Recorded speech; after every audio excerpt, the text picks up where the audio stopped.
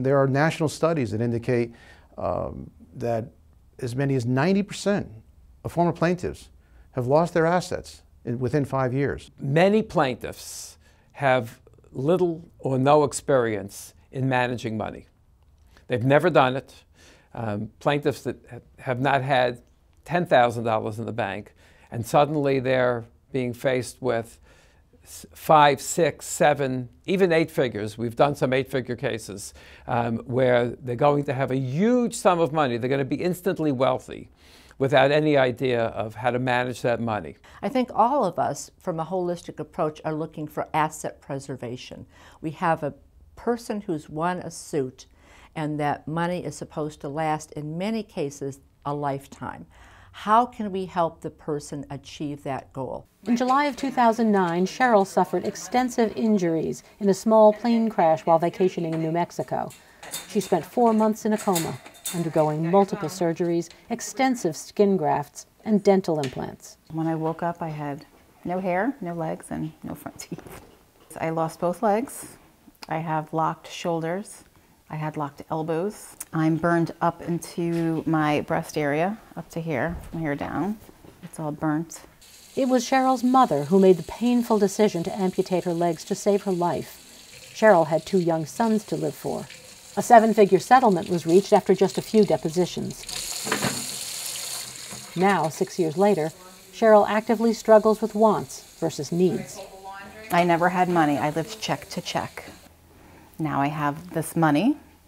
There are things I want. I bought my house. My kids will never have to move again. The house is bought, paid for, done. So there are things I want. I wanted an RV because we like to travel and we like to camp, and a handicapped RV is like $140,000. It's a lot of money. I would like a pool. I need an in-ground that's, $40,000 to pull out. I also need to think that I have 2 boys that will leave me one day with girls. I need something to take care of me later on. So in my mind, yes, I still work. I work full-time. I will have a pension. I will have my 401. I will have all that in place. This money to me it's found money. It's great to have.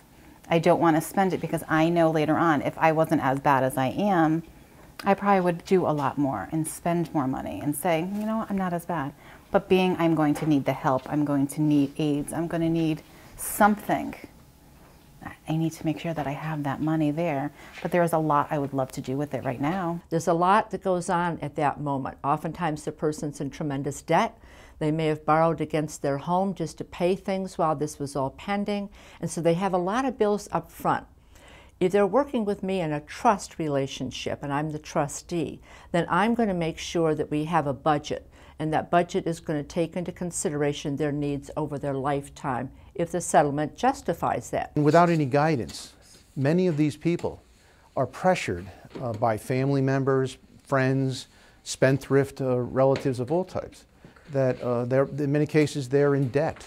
They have mortgages, they have obligations, they can't afford these things until they get the settlement. And then all of a sudden, there they are with this money. And they have to make severe, serious decisions in a short period of time. So little bone fragments chip away, and it locks into what they call like a joint area. And they said it's normal for things like that to happen. But then being in the coma, I wasn't moved as much. So my hand locked up, it's contracted. I chose not to fix the fingers because if they fix them, I won't have function. So right now I have function. I could grip things, I could do things. So for aesthetic purposes, I wanted it fixed, but I need more function at this point. Making trade-offs, something Sheryl understands very well. A similar comparison can be made to the financial options a plaintiff is presented with when going through the process of litigation. While a structured settlement was not utilized in Sheryl's case, it is an important tool for consideration. We like to be brought in as early as possible to have an opportunity to explain to the plaintiff and to the family what a structured settlement is, how it works, so that at the decision-making time, they're not suddenly faced with, A, should I take the quantum being offered, and then get a whole series of other questions. Well, how would you like it paid? We can give you a structured settlement. Other decisions that sometimes would have to be quickly made, such as while the jury is out. Structured settlements are tax-free, and so that's not a big tax implication initially for the client. There are tax implications, so let's say the person says, well, I like a structure, but I don't want it all structured. I want some of it structured. Maybe at first I want a big lump sum, you know, to pay off my house or to buy a house, or I want to give some gifts to my kids, or that's, you know, my mom really helped me out all these years. I've been waiting and I want to give her some money.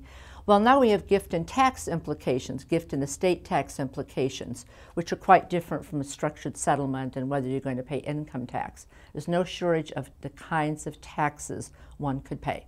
So you have your income tax, you have gift tax, you have estate tax. So we can help with that in the planning. We'll help with those implications. Where we think it's a hybrid, holistic, valuable plan to consider and present to the client both the options of structure from a plaintiff loyal perspective to the attorney and the client on their side of the table, along with wealth management, combining with the two, because every client is different. Some need structure, some don't need structure, and certainly no one needs overstructure. And so if a proper financial plan is established early on, the client can relax and breathe and think of the options so that when they face mediation and they face trial, they already know pretty much the options that are available to them.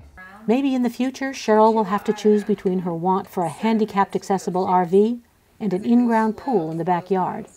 In either case, good communication and early professional financial planning brought in by her trial attorney have preserved her assets for her future needs.